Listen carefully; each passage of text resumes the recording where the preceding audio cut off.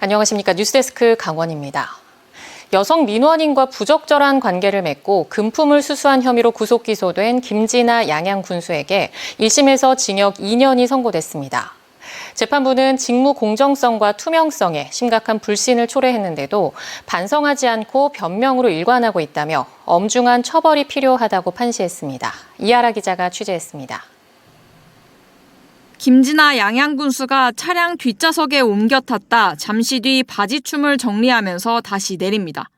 김 군수의 자켓 주머니에 여성 민원인이 봉투를 은밀히 찔러주는 장면도 CCTV에 선명히 찍혔습니다. 김 군수와 이 여성 사이에 금품과 부적절한 행동이 오고 간 사건과 관련해 오늘 1심 법원에 선고가 내려졌습니다. 김진아 양양 군수와 민원인, 박봉균 군의원 3명의 피고인 관련 사건에서 유죄로 인정된 건 크게 4가지입니다.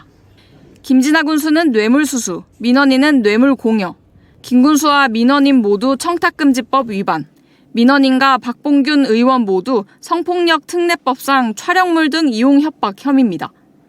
춘천지법 속초지원 형사부는 김진아 군수에게 징역 2년에 벌금 1,000만 원을 선고했습니다.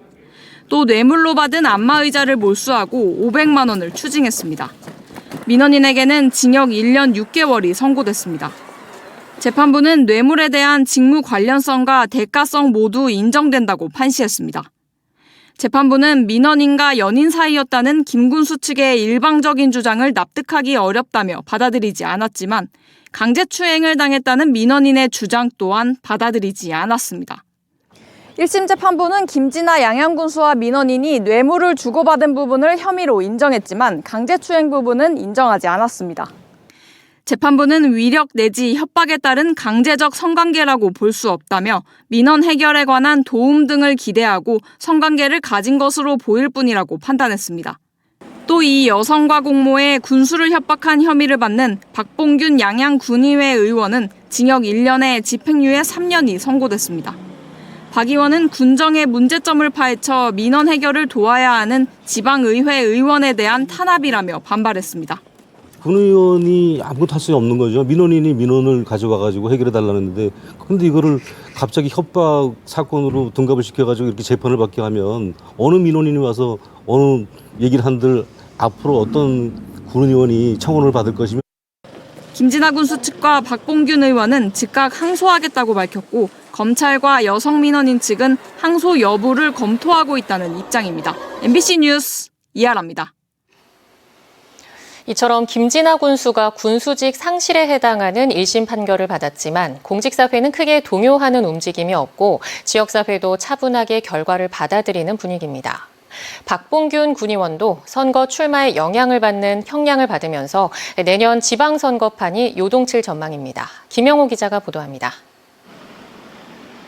1심에서 양양 군수의 실형이 선고된 오늘, 양양군청은 평소처럼 차분한 분위기였습니다. 군청을 찾는 민원인은 많지 않았고 공무원들은 크게 동요하는 움직임을 보이지는 않았습니다. 올해 1월 말부터 군수 권한을 대행하고 있는 부군수는 다음 달 1일자로 승진자를 포함한 정기 인사까지 진행 중입니다. 달라지는 건 없다고 생각합니다. 행정이 항상 국민의 편에 서서 변함없이 우리 맡은 바 업무 그리고 직원들의 어떤 의견을 다 수렴하고 인사 부서의 의견도 수렴해서 최대한 어떤 공정하고 객관적으로 인사하려고 노력을 했습니다. 지역사회는 현안 사업 추진이 차질을 빚고 책임 있는 의사 결정이 미뤄지지 않을까 걱정하고 있습니다. 그러면서도 지역사회가 분열하지 말고 화합해야 한다는 목소리가 나왔습니다.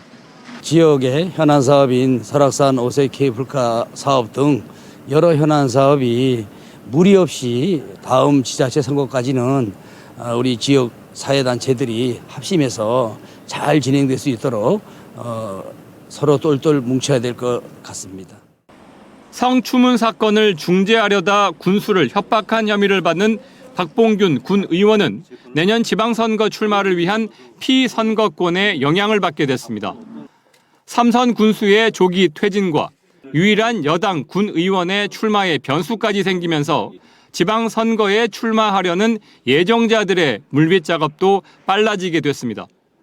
김진아 양양군수에 대한 주민 소환 투표를 진행했던 시민단체는 법원 결정으로 군수 퇴진을 위한 첫 단추에 환영의 뜻을 밝히며 지방선거에서 변화를 기대했습니다. 김진아 이후에 양양이 새롭게 어떻게 발전하는가는 향후 법적 대응이 어떻게 또 될지는 모르지만 우리 양양군과 군민들에게 시사하는 바를 분명하게 이제 파악을 해서 새롭게 거듭날 수 있는 계기가 되길 바랍니다.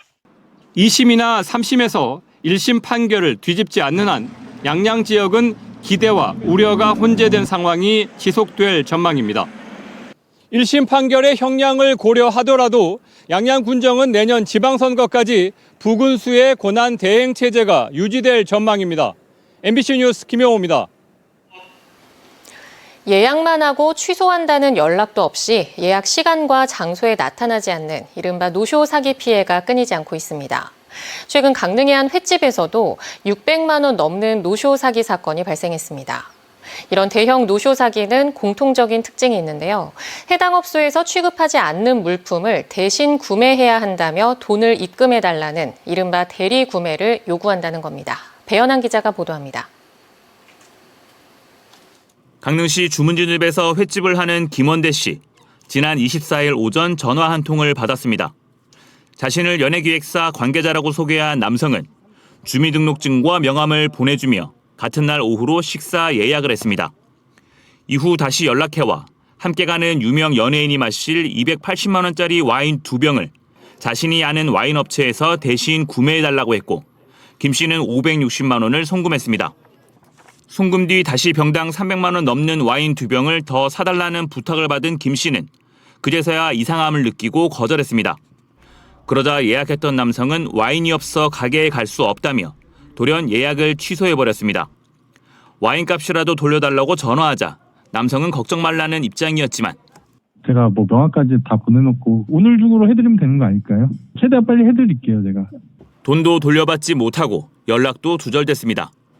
준비했던 음식 100만 원어치에 와인값 560만 원까지 순식간에 600만 원 넘는 피해가 생긴 겁니다. 자괴감이 막 들어요. 제가 그냥 되게 똑똑한 놈인 줄 알았는데 진짜 세상에서 제일 멍청한 놈이구나. 지금은 예약받는 게 솔직히 무서워요. 최근 군인과 공공기관, 유명 연예인, 공무원과 국회의원 보좌관 등을 사칭하는 노쇼 사기가 기승을 부리고 있습니다. 강원도 내에서도 지난해 2월부터 지난 3월까지 38건에 달하는 노쇼 피해가 접수됐습니다. 전문가들은 노쇼 사기에 대한 처벌이 강화돼야 피해가 줄어들 수 있다는 의견도 내놓고 있습니다. 노쇼에 해당하는 위기에 의한 업무 침방의 경우 5년 이하 1,500만 원 이하의 벌금에 처해지게 됩니다. 다만 대부분 벌금형이 그치는 수준에 이르기 때문에 처벌을 좀 더 강화할 필요가 있다고 생각합니다.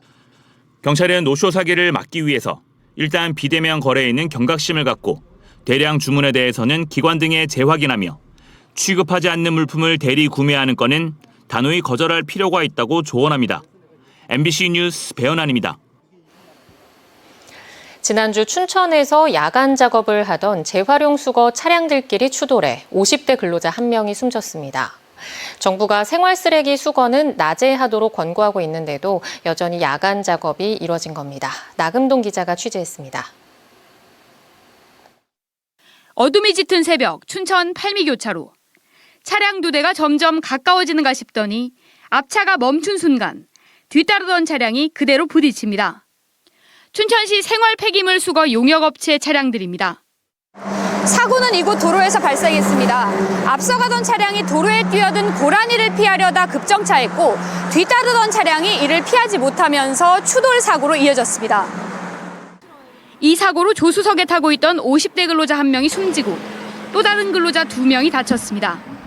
춘천에서 생활 쓰레기와 음식물, 재활용 쓰레기를 수거하는 14개 용역업체 근로자 188명 가운데 85%가 넘는 161명이 야간에 일을 하고 있습니다. 2012년부터 춘천에서만 야간 작업 도중 4명이 숨졌습니다. 불빛에만 의존하고 그렇게 운전을 하면서 하다 보니까 아차하면은 진짜 순간적으로 큰 사고가 항상 다발적으로. 폐기물관리법 시행규칙은 생활 폐기물 수집 운반은 주간 작업을 원칙으로 규정하고 있고 환경부 역시 2019년 생활쓰레기 수거를 주간에 하라는 지침을 내렸지만 7년째 지켜지지 않고 있는 겁니다. 경기도 의왕시의 경우 2011년 주간 근무로 전환한 뒤 사고율이 43%나 줄었습니다. 타 지자체처럼 춘천시도 주간 작업으로 전환을 했으면 지금과 같은 이런 사고는 발생하지 않았고 사례를 막을 수 있었다는 것이죠. 시민 불편을 줄이기 위한 쓰레기 수거 조례 등 예외 조항을 근거로 야간 수거를 하고 있다던 춘천시는 사망 사고가 난 뒤에야 노사정 협의를 열고 주간 작업 전환 여부를 논의하겠다고 했습니다. 근로자의 임금 감소, 환경공원 인근 주변의 불편 등 여러 요소를 종합적으로 고려해야 할 사안으로 이해관계자와의 충분한 협의를 통해 합리적인 방향을 모색할 계획입니다. 강원도 18개 시군 가운데 야간 수거를 하는 곳은 현재 춘천과 속초 단 2곳뿐입니다. MBC 뉴스 나금동입니다. 28일부터 동해안 해수욕장이 본격 개장하는 가운데 환경안전점검 결과 모두 적합한 것으로 나타났습니다. 강원도 보건환경연구원이 동해안 해수욕장 21곳을 대상으로 안전성 조사를 실시한 결과 수질은 대장균과 장구균이 모든 지점에서 적합한 것으로 나타났습니다. 모레의 유해 중금속 조사에서도 카드뮴과 납은 불검출되거나 기준치 이하로 적합했고 비소와 수은 등은 불검출됐습니다. 연구원은 향후 해수욕장 개장 중과 폐장 후에도 이용객의 안전을 위해 안전성 조사를 계속한다고 설명했습니다. 산업통상자원부가 지난해 수소경제위원회에서 지정한 동해 삼척과 포항 등 2개 수소특화단지의 추진 상황을 점검하는 회의를 열었습니다. 산업부와 강원도, 경상북도는 특화단지에 국비, 지방비 등 총 5천억 원 규모의 사업비를 투입해 수소 클러스터 구축 사업을 추진하는 가운데 지난해 수소 클러스터 구축 건축 공사를 위한 타당성 조사와 기본 계획 수립 용역을 거쳐 올해는 부지 매입과 설계 용역 등을 진행하고 있습니다. 동해 삼척 액화수소 저장 운송 특화단지의 경우 동해에 들어설 예정인 산업진흥센터, 소재 부품 안전성 시험센터 등의 건축 부지를 지난 4월에 매입해 하반기 용역을 통해 내년 3월 착공할 계획입니다. 삼척에 구축 예정인 수소 액화 플랜트는 경제성 분석 용역을 오는 7월 완료한 뒤 그 결과를 바탕으로 민간 특수목적 회사 SPC 구성을 위한 기업 간 협의를 이어갑니다. 전국 농어촌 지역 군수협의회가 송미령 농림축산식품부 장관 유임 결정에 환영 입장문을 밝혔습니다. 협의회는 정권이 교체되는 상황에서 전임 장관이 유임한 것은 유의미한 국정 연속성의 신호라며 송 장관의 현장 소통과 능력이 충분히 검증됐다며 앞으로 지역 맞춤형 농정 추진과 인구 감소 대응을 위한 농촌 활력 정책 등을 기대한다고 강조했습니다. 또 전국의 82개 농어촌 군 지역의 연대 강화와 농업과 농촌 미래 발전을 위해 국정 파트너로서 적극 협력하겠다고 덧붙였습니다. 한편 이재명 대통령이 양곡관리법 등 이른바 농업4법에 반대했던 송미령 장관의 유임을 결정하면서 농민단체 등의 반발이 이어지고 있습니다.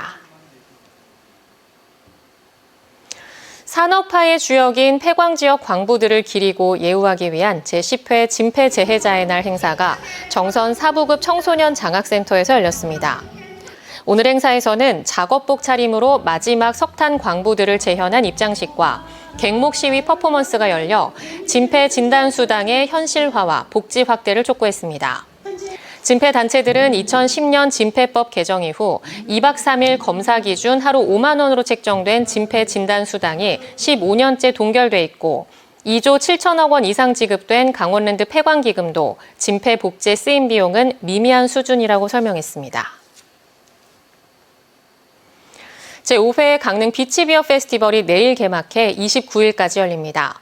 레트로 바캉스를 주제로 강릉 지역 수제 맥주 20여 종과 15개 음식업체가 참여해 제공하는 150여 종의 각종 음식을 즐길 수 있으며 특히 축제 기간에만 즐길 수 있는 특별 수제 맥주가 마련됩니다. 또 경포해수욕장이 공식 개막하는 오는 28일 밤 9시엔 경포해변에서 불꽃놀이가 열리고 맥주 캔 쌓기, 빨리 마시기 대회 등 다양한 참여 프로그램과 볼거리를 제공할 것으로 기대됩니다. 지난해 12월 기준 전국 89개 인구 감소 지역의 생활 인구는 2,244만 명으로 등록 인구 1,757만 명의 3.6배에 달한 것으로 나타났습니다.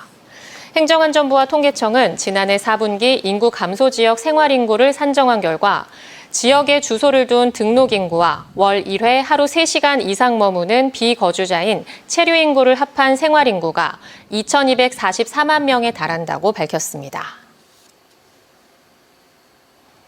강원뉴스 마칩니다. 시청해주신 여러분 고맙습니다.